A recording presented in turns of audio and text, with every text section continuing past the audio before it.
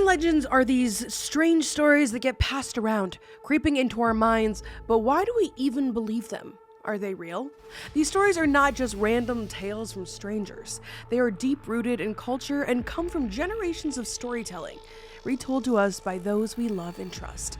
That's what makes them feel so real and so believable. My name is Selena Myers, and welcome to the Haunted Estate. And it's time to get weird over here, Boo Crew. Come on, let's get into it. Let's get weird. Let's get weird. How you doing today? I'm doing good. You doing good? I'm good.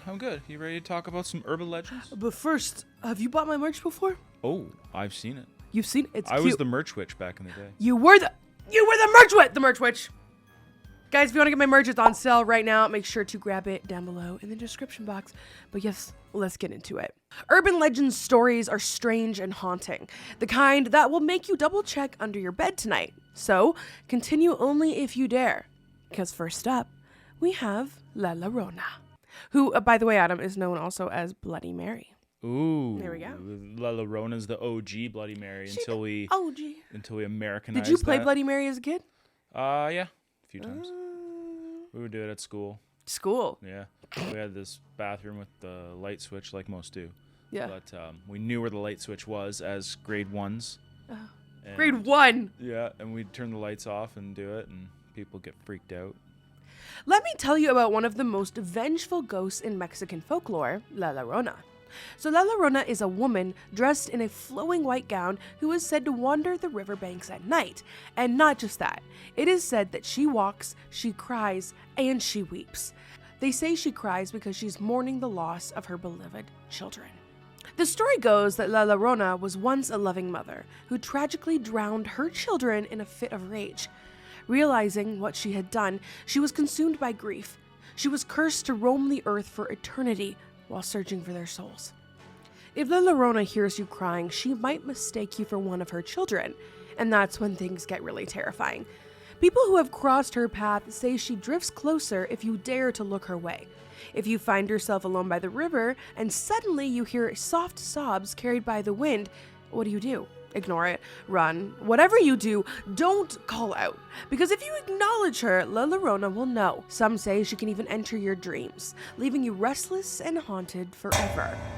The next urban legend that gave me chills down my spine is Dow Hill Forest. This is not just any forest. This is known to be one of the most haunted places in India. Located in the hills of West Bengal, Dow Hill is famous for its unsettling atmosphere.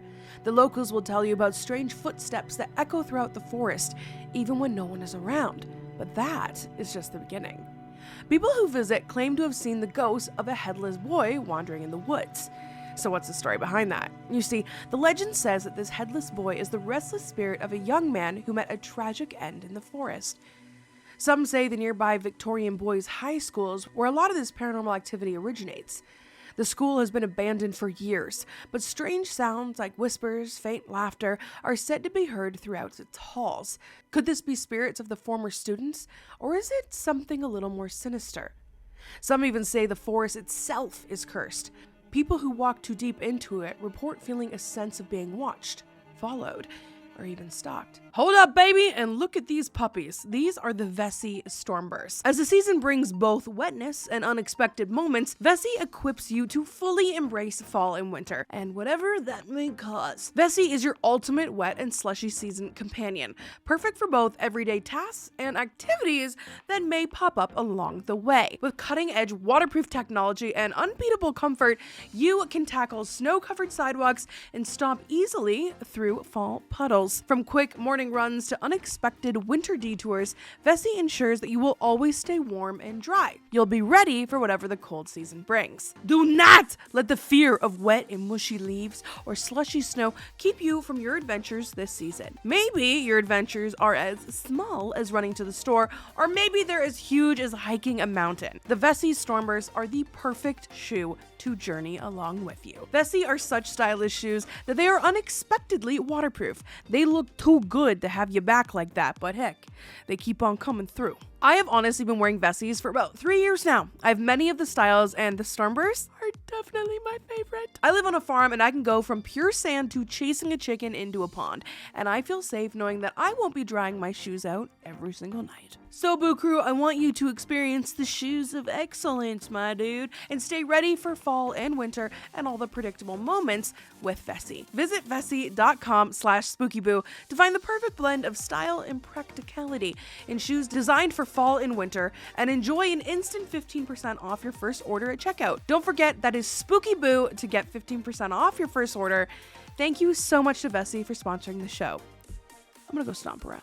Do you dare to enter Dow Hill Forest? No. Well, then I have a different one for you. All right. This is the Pontiac. I think that's right. Pontiac. The Pontiac. Pontiac. Yeah. Now let me tell you about the Pontiac, a legend that has been haunting Southeast Asians for generations. This story, unlike anything you've heard before, is about a spirit that refuses to leave the world at peace. They say that the Pontiac was once a woman full of life who died tragically during childbirth. But her death was not the end. No, it was the beginning of something far more frightening. You see, she didn't pass quietly into the afterlife. Instead, she returned. Some say she came back seeking her lost child. Others believe she returned to exact revenge on anyone who crossed her path. The stories begin innocently enough. People speak of a beautiful woman with long, flowing hair standing by the roadside or near the edge of the forest, but don't be deceived by her beauty. It's said that if you come too close, you will see all truth. Her eyes burn with rage, her nails as sharp as blades, and if you hear the soft cry of a baby, well, that's the moment your fate is sealed. Villagers talk of a chill that sweeps through the air, followed by a sickening sweet smell. They know what that means. It means the Pontiac is near. And when the scent turns sour, she's right behind you. Some say they have heard her high-pitched laughter echoing in the dead of night. But by then, it is far too late for you to run. So many of these are bereaved mothers. It's sad. Yeah. I mean, there's so much pent-up rage and energy there, like when things like that happen to a mother. Mm-hmm. It's just one of those things in life that is just common, right? Yep. The Gashadokuro. The Gashadokuro. The Gashadokuro.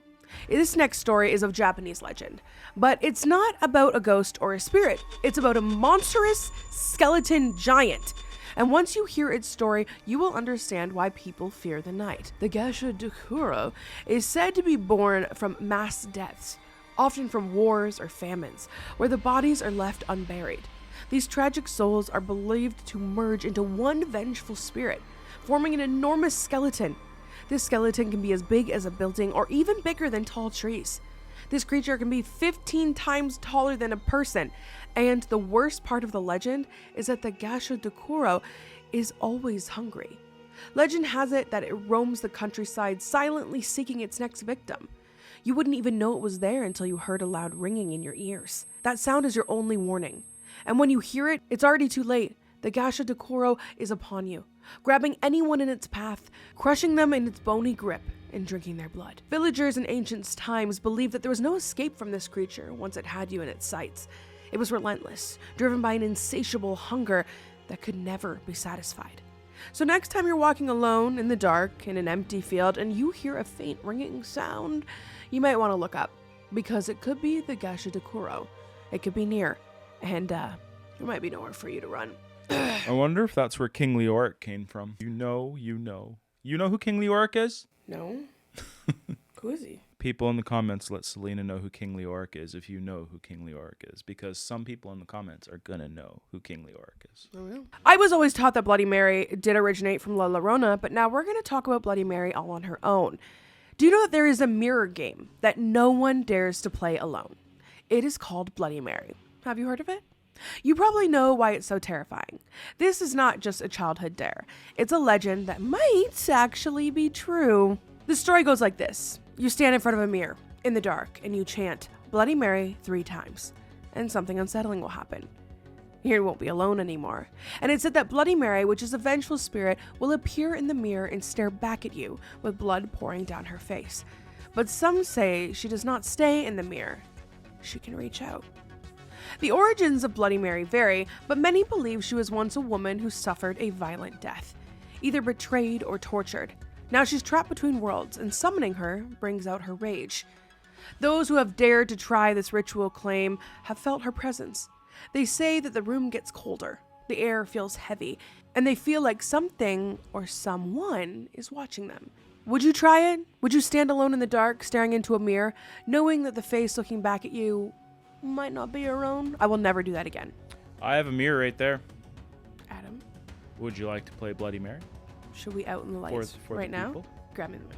For the friends? Bring it on. No way. No? No. Why you offer it? I didn't think you'd offer. Don't follow through. Bad experiences. Follow through. We should do a video just doing a whole bunch of urban legends. The Kushisaki Ono. Now brace yourself because this one is some terrifying folklore. The Kushisaki Ono is an urban legend from Japan, which is about a woman who you never want to meet, especially on a quiet, empty street. The legend says Kushisaki Ono was once a beautiful woman, but after a horrible accident, or some say a jealous husband's rage, her face was horribly disfigured, and now she roams the streets wearing a surgical mask, which is already a common sight in Japan, so at first glance, she doesn't seem out of place. But if she approaches you, that's when you know you're in trouble. She will ask you a simple question. Am I beautiful? If you say yes, she removes her mask, revealing a mouth that has been slit from ear to ear. Then she'll ask you again. How about now? Answer no, and she kills you. Answer yes, and she might still, either way. No matter what, you're going to be in trouble. I can promise you that right now. I think so. Yeah. Some say the only way to escape is to confuse her by giving her a vague answer or offering her candy to distract her. Oh, that'd be nice. me. But even then, there is no guarantee that you'll make it out unharmed. So if you ever find yourself alone at night and a masked woman approaches, remember her name, Kushisaki Ono. Say whatever you want to say, but just don't dare answer her questions. Next up, something that I have seen myself and experienced a lot of times, and that is the black-eyed children. Another truly chilling tale is the one of the black-eyed children. These unsettling beings have been the subject of whispers and urban legends in America for decades. The legend goes that they appear as children, often around the age of 6 to 16, with pale skin and completely black eyes. No whites, no pupils, just dark, soulless voids. They usually show up at night, and they knock on doors or windows asking for help. Sometimes it's to use the phone, sometimes they ask for a ride. They speak in a calm, almost robotic tone, and their requests are always simple. It's said that those who encounter them immediately feel a deep sense of dread, an instinct to shut the door and walk away. The good thing is that they cannot enter your home or car without your permission. That's why they are always asking. And if you let them in, well, no one really knows what happens next, because all the stories always end there, just like my own. People who claim to have seen them report a strange feeling, like something isn't quite right. The air around them feels heavy, and their presence is unnerving, even without the black eyes. So when I was a little girl, we had a block parent sign in our window. And what's really interesting about the block parent sign is anybody knows that that's a safe place for kids to go if they're having like a bad experience or something bad's happening at home. There was a knock on our screen door. I walk over and I see this little boy, he's maybe 7, and he said, "Can I use your phone?" And the interesting thing is, as I walked up, the wood on the back, on this like part of it, was across where like his face was. So when I opened the door, I saw his eyes, and I said, "I'm gonna go get my mom." And then when I went and got my mom and came back, he was gone. Ooh, was it a ghosty? It was a black-eyed child. Ooh. Next up, we have the Nalba. This story is about a warning that people took seriously enough to put signs on their doors. The legend goes like this. A witch roams the streets at night, knocking on doors, calling out in a voice of somebody that you know. It could be your mother, your husband, or even your child. She mimics the voice perfectly, and if you open the door, you will be taken away and never seen again. People say that once she enters your home, there is no escape. But don't worry, there's always a way to avoid this deadly fate. There is a phrase, Nalba, which means come tomorrow in Kannada. In the 1990s, people in Bangalore began writing Nalba on their front doors, believing it would trick the witch into leaving, thinking that she would return the next day. But of course, tomorrow never comes. The witch, fooled by the phrase, moves on to the next house. This legend grew so powerful that the entire neighborhoods were covered in the Nalba signs. People locked their doors early, refusing to answer knocks after dark, worried it could be the witch outside. Ooh. Now I'm going to tell you about the kappa, a creature from Japanese folklore that is as mysterious as it is dangerous. The kappa is a small creature that might look harmless, but it is not. The kappa is said to live in rivers, ponds, and lakes, and is often described to be a small humanoid creature with green, scaly skin, webbed hands, and a shell on its back, much like a turtle. But what makes it truly strange is the bowl of water on its head. What? The water is said to be its source of power, and if it dries up or spills, the kappa becomes weak. The legend says that the kappa preys on anyone who wanders too close to the water. It's known for luring people, especially children, into the river, where it drags them under and drowns them. Some stories even suggest that the kappa feeds on victims' souls. People may also say that the kappa might be evil, but is also incredibly polite. If you bow to it, it's said that the kappa will bow back, causing its water on its head to spill. This makes it powerless, giving you a chance to escape. So, is this just mothers and fathers in a area with a dangerous river that has stuff that can hurt children, telling them a story that's going to keep them away from the river? I like it, and we're definitely going to tell our kids that one day to keep them from falling into the pond. Yeah. Just scare the shit out of them. Next up, you've probably heard of it, the Wendigo. I heard this next urban legend from the indigenous people of North America. They talk about this creature called the Wendigo, and they say that it is no ordinary monster, but a terrifying spirit that haunts the cold, dark forests during the harshest winter months. The Wendigo is the embodiment of hunger, greed, and evil. This creature is described as tall and skeletal, with skin stretched tight over its bones, eyes glowing with hunger, and a body covered with frostbite. Some versions say it has the head of a deer. Others describe it with long claws and sharp fangs. But all stories agree on one thing. The Wendigo is forever starving, and that it is cursed with an insatiable craving for human flesh. It is said that the more it eats, the hungrier it becomes. The legend says that the Wendigo was once human. When someone trapped it in the wilderness, it resorted to cannibalism out of desperation. They would be transformed into this beast from that moment, and they were doomed to wander the frozen woods, never able to satisfy their hunger, forever hunting their next victim. People who have claimed to encounter the Wendigo talk about feeling an unnatural cold surrounding them, of hearing a voice, soft at first, calling their name, but once you hear it, the Wendigo has already chosen you. There's nothing creepier than standing in the middle of a forest in the dead of winter at night. Oh my god. And like the moon comes through, so it's still kind of bright, and all you see is white and just scary ass trees. Yep, and the trees are moving and you hear creaking because they're frozen. Crunch. Ugh. You want me to stay in the woods? We're doing that. Okay, I know I was gonna do it alone, but can you do it with me? Yeah. Because I don't think I can physically do it alone. That's fine. We'll do it together. But I might mess with you. I might friggeth with you a little bit. If you guys want us to do a video, why not? Why don't we make it our Halloween last Saturday video where we're going to stay in the woods and we're going to figure out what's out there, finally. Yes. We'll have to build fires. It's getting cold at night. I like fires. That's a little bit romantic. Campfire will get you out there. A little romantic. You're romantic to spooky. And I'll wear makeup, like the makeup on my face. Like the makeup that you can get at beautyxboo.com. Do you want a Halloween collection? It's there. And is it on sale? Yeah. It's on sale! Get it. Next up, we have the El Chupacabra. Yeah, El Chupacabra. The next urban legend comes from Latin America. It's about the El Chupacabra, a creature whose name means goat sucker. You're an El Chupacabra. Oh. This creature is feared for its strange attacks on livestock. They say that the creature drains the animals of their blood and leaves behind strange, unexplainable marks. The stories of the El Chupacabra first emerged in the 1990s when farmers in Puerto Rico began finding their goats, sheep, and other animals mysteriously dead. Their bodies were untouched except for 2 puncture wounds, and not a drop of blood was left in them. Maybe it was weasels. Soon, similar reports started popping up around Mexico, Central America, and even parts of the United States. So what does the El Chupacabra look like? Witnesses describe the creature to be about the size of a small bear, with reptilian skin, sharp spikes running down its back, and glowing red eyes. Some say it walks on all fours, while others claim it moves upright, almost like a person. But the most terrifying part is its thirst for blood. Farmers and villagers began to live in fear, believing the El Chupacabra came out at night to prey on their animals. Some even reported seeing it in the shadows, watching from a distance before disappearing into the dark. The legends of the El Chupacabra continue to grow even today. People still swear that they've seen something watching their animals at night from the dark. Yeah, coyotes. Leave my chickens alone. We learned it was the Rakens. The Rakens ate our chickens. We Raken-proofed. Next up, we have the El Silban. When I was exploring and reading about urban legends from Venezuela and Colombia, I came across one that made me lock my doors and my windows. And this is about the El Silban. The name El Silban means the whistler.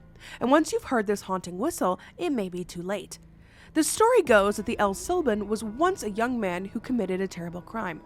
In a fit of rage, he killed his own father, and his punishment, his grandfather, cursed him to wander the earth forever, carrying a sack filled of his father's bones.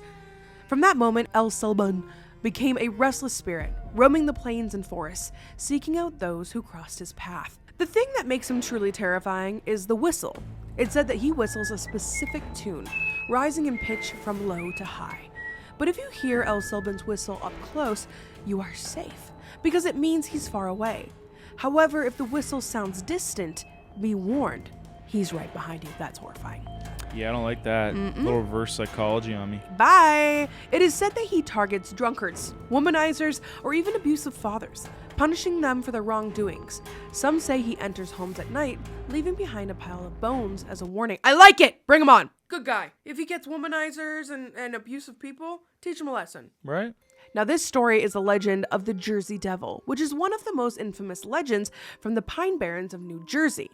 For over 200 years, this creature has been the subject of fear and fascination, with countless sightings and stories passed throughout the generations. The legend begins with a woman named Mother Leeds, who, in the 1700s, was said to have cursed her 13th child. According to the tale, when the child was born, it transformed into a hideous creature, part kangaroo, part bat, with wings, hooves, and a forked tail.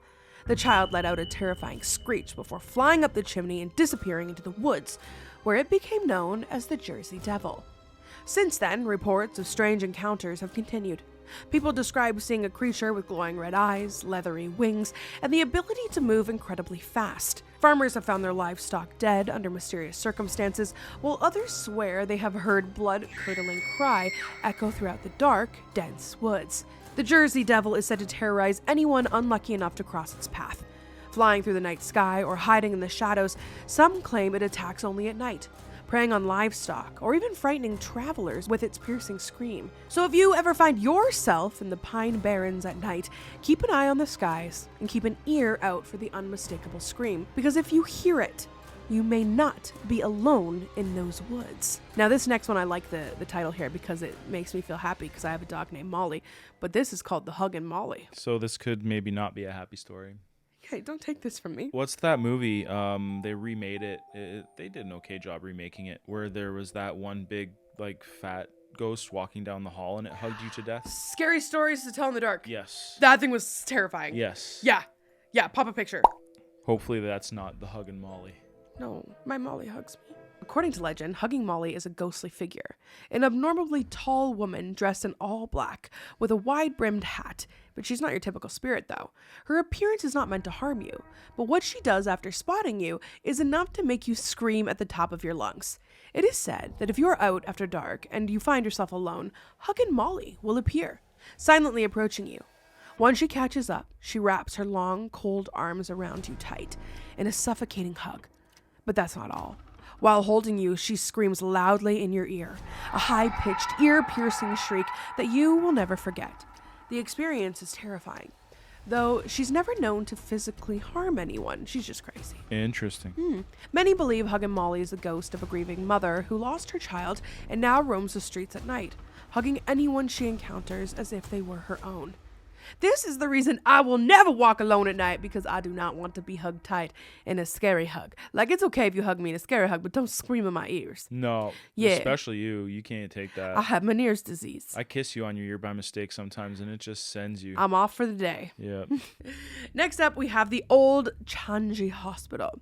Now, brace yourselves to hear the story of an old haunting hospital. I know you guys like these. I know you guys might have heard many stories from similar settings, but I swear this one will keep you awake at night. This is the story of Old Chanji Hospital, a place that holds one of the darkest histories in Singapore. This hospital was built in 1935 in Singapore. It started as a military hospital for British soldiers, but everything changed during World War II, when the Japanese took over. The hospital became something more sinister. It became an interrogation and torture center. The Japanese military police, known as the Kempeiati, used the hospital to imprison and torture. They would execute countless prisoners of war and civilians. The brutal acts that happened behind those walls were unimaginable. People were brought in and they never came out. The pain and the fear and the deaths left a permanent mark on the building. After the war ended, the hospital went back to being a medical facility, but it was never the same. Soon, strange things started happening inside. Patients and doctors spoke of hearing whispers, footsteps when nobody was there.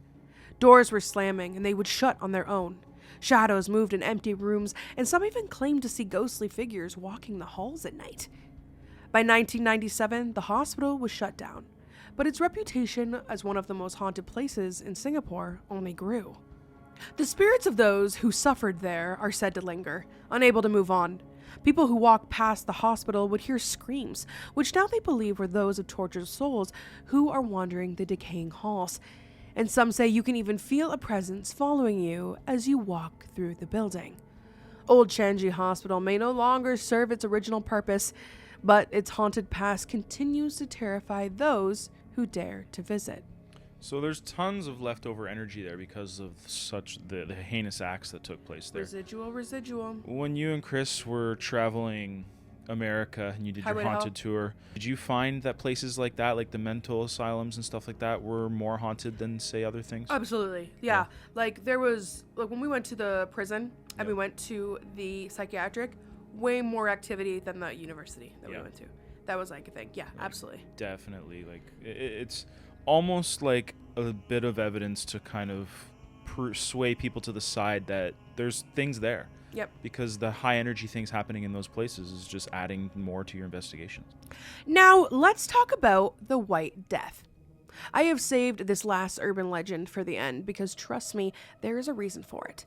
This is the kind of story that sticks with you, makes you want to check over your shoulder. I am talking about the White Death. It is said that she was once a young girl, broken and consumed by such deep misery that she decided to end her own life. But what followed is way worse. After her death, her spirit never went to the next world. It stuck with us. And now it has become a spirit so vengeful, she doesn't just haunt you, she hunts you. The legend warns that anyone who learns about the White Death or hears the story of this girl will be marked. Once you hear her story, she starts coming for you. But don't turn off the video, enjoy. The White Death is said to knock on doors, moving from house to house, looking for those who know about her. It starts with a soft, distant knock that's easy to ignore. But with each knock, she gets closer. People who have been marked to describe hearing the knocking grow louder, more insistent. You'll hear her at your door and make the mistake of opening it. She'll take you. No one really knows what happens after that because those who open the door are never seen again. The legend also says that talking about her, spreading her story, makes her come faster. Those who know about the White Death are cursed to live in fear, always waiting for that knock on the door, hoping it's not too late. So guys, make sure to check under your beds before you go to sleep tonight. What other urban legends have you heard from your friends and families? Tell me in the comments below, and before you go, make sure to subscribe to my channel for more scary stories. Thanks for watching, Boo Crew. I love you, and have a beautiful night. Later, taters. I like that. Later, taters. Bye.